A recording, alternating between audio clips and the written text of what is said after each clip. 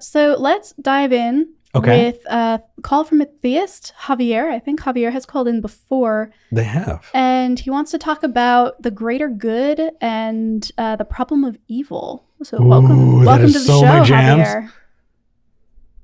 Hello? Hello. Can you hear us? Yes, I can. It's good to be back. The call may be from South Carolina, but this is in fact Javier from Miami. I figured. I thought it was you. Welcome back to the show. What's your question for today? All right. So ever since my the last time I called in, I've just been continuing to think about theism and or lack thereof more. The various apologetics and counter apologetics, and of course, as part of that, I've been listening and or watching several atheist content creators. Although I have to be fair, I have been doing that since high school. But one that I've been one of the ones I've been watching quite a bit is the Apologia channel. Yeah. And so something that I and this is not a call out in any way. It's just an idea that I first heard on the Apologia channel, and it was the idea that according to what I've heard him say, in his opinion, the problem of evil is not a strong argument against theism because a God could allow some sort of evil for a greater good because he's omniscient, so he could know. Although I think regardless of the argument of a greater good, if you're dealing with both something that is all powerful and all good, I don't really think there's any room for a greater good because he could just make the good. He doesn't need to take any sort of longer process with it.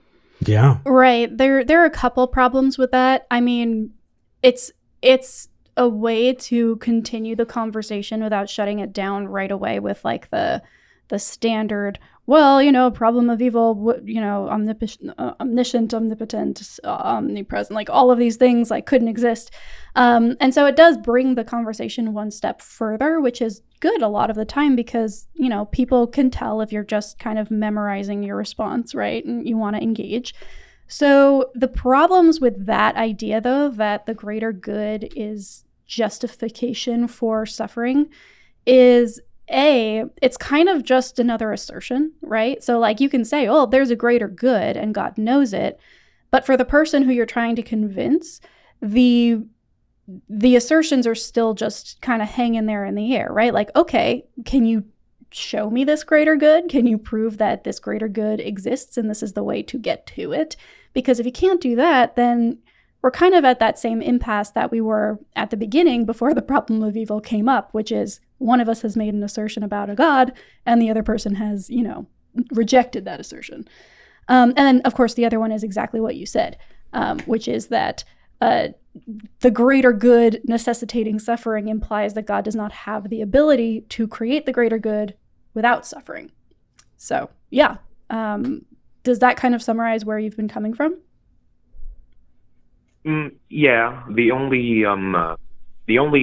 sort of, I guess, playing, it's not really devil's advocate in this case, I guess playing God's advocate here would be the possibility of growing from the journey that involves struggles. An example I'm sure anyone who's read the Bible would probably bring up would be the story of Joseph, sold into slavery in Egypt and then eventually rising to the point of right under the Pharaoh and, so on and so forth, of how people can be tempered by adversity is the only sort of argument in favor of the greater good that I could see.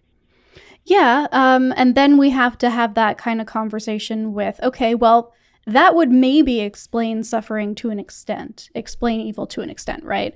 If you personally were put through something that ultimately didn't kill you, but made you stronger, say, then maybe we could have that conversation. But a lot of the conversations that are had when we bring up the problem of evil are very much about there are people dying all of the time with no help, with no, there are people who die that nobody knows about, right? So they clearly aren't getting the emotional catharsis of growing into a better person. They're dead.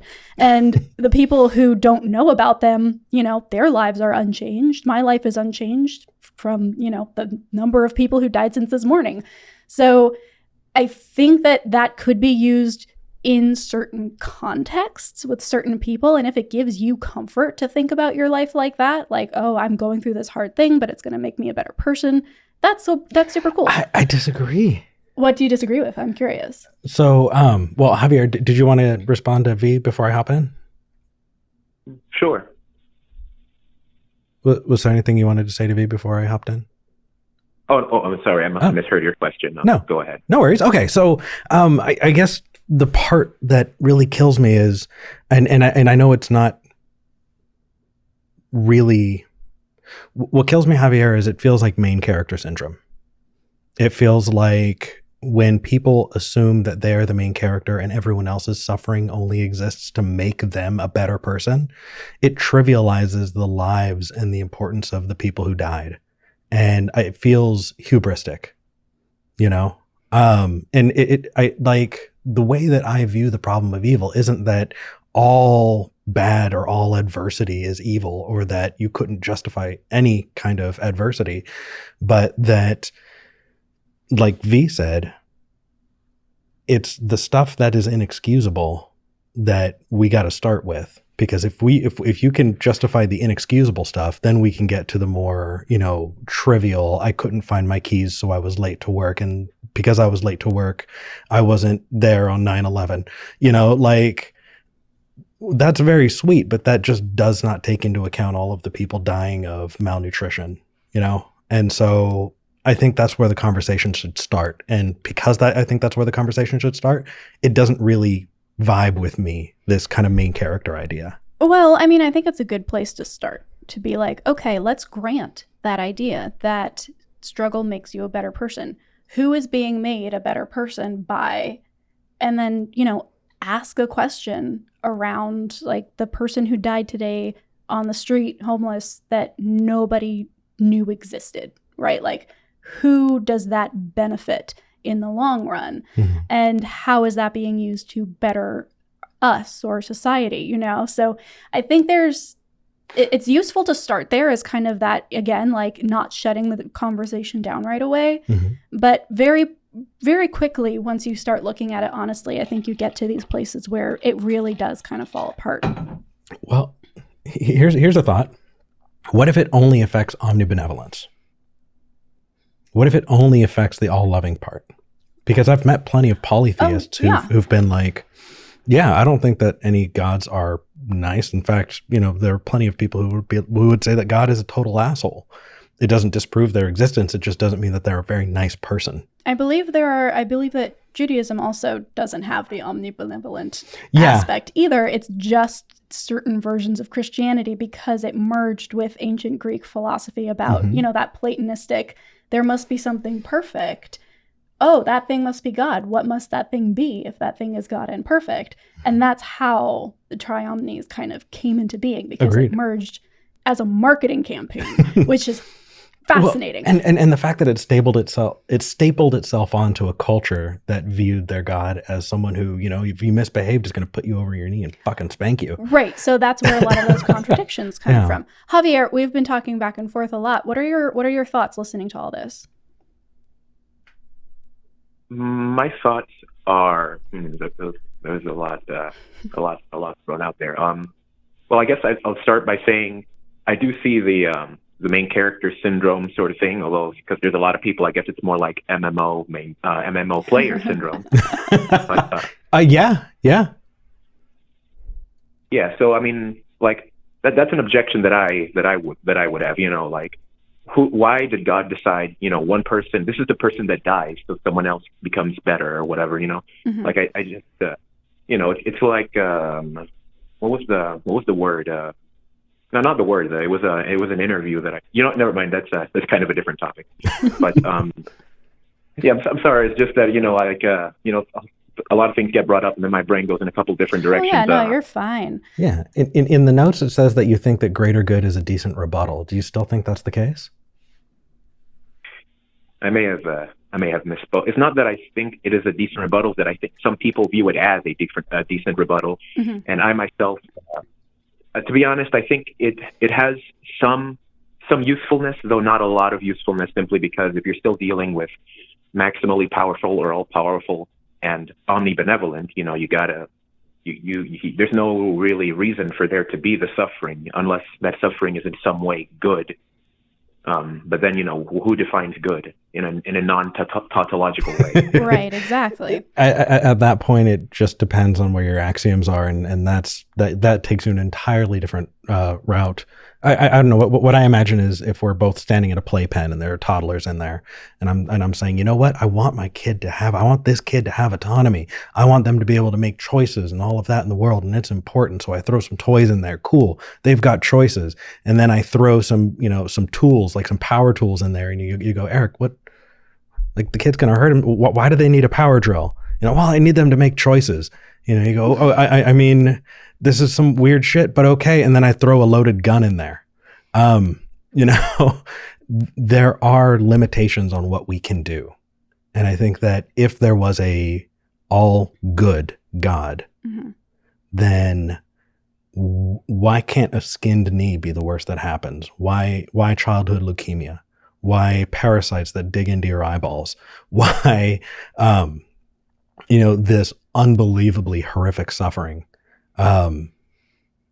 It just doesn't make any sense to me. Right. We don't have the ability to jump off a cliff and defy gravity and fly. That is not a choice that we have. But we wouldn't say that specific lack of a choice interrupts the ability to make decisions about other things. Yeah. So why isn't there a universe where harm and suffering and evil, to the extent that it would actually, create long-term detriment, even, just not be an option, just physically?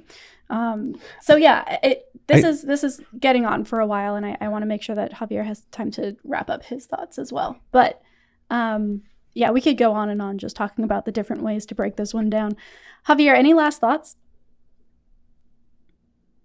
Yeah, last thought. Although probably one that I probably call in next week to sort of maybe try to continue, because something just popped in my head, and it is how ultimately when I see all the suffering, I don't like to call, like, quote unquote natural evil because there's no evil behind an earthquake, so I prefer the term suffering. Yeah. But suffering and also evil, actions by other people, and I see all of that, and the non-theistic reality to that would be simply, bad stuff happens. Ultimately, just bad stuff happens, and trying to ascribe morality to it isn't particularly productive. But when I found myself going down that road, in my thought, I get down to what is the only thing, aside from me valuing a lack of suffering, what's keeping me on that road, so to speak, Like, of course, I want to be good because I'm part of a social species and we need to cooperate to survive and thrive. But then what's going to stop some people from taking advantage of a vulnerability? And to be fair, people do. It's not like there's anything stopping them aside from getting caught. Yeah. It's interesting. I would say that a world without a God is one that gives us more autonomy. Because if we just, like you said, live in a world where there is just bad shit just happens, right?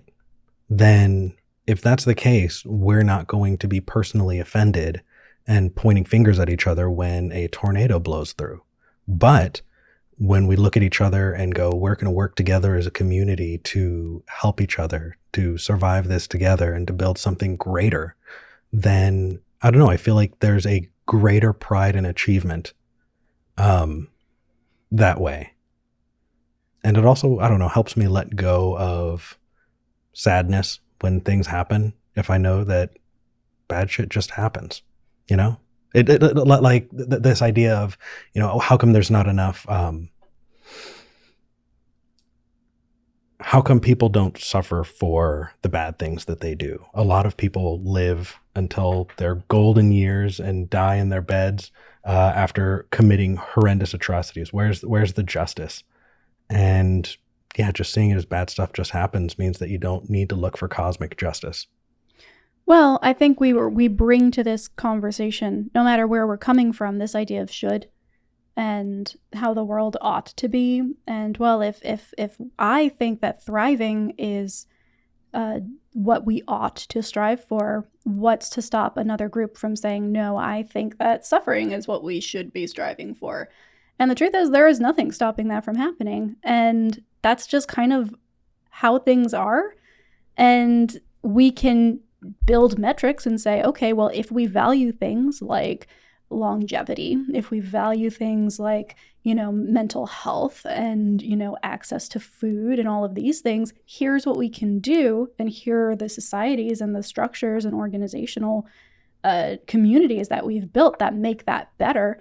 And here's how it makes it worse. And we can use that to kind of get some semblance of data in there. But for the most part, it is ideological.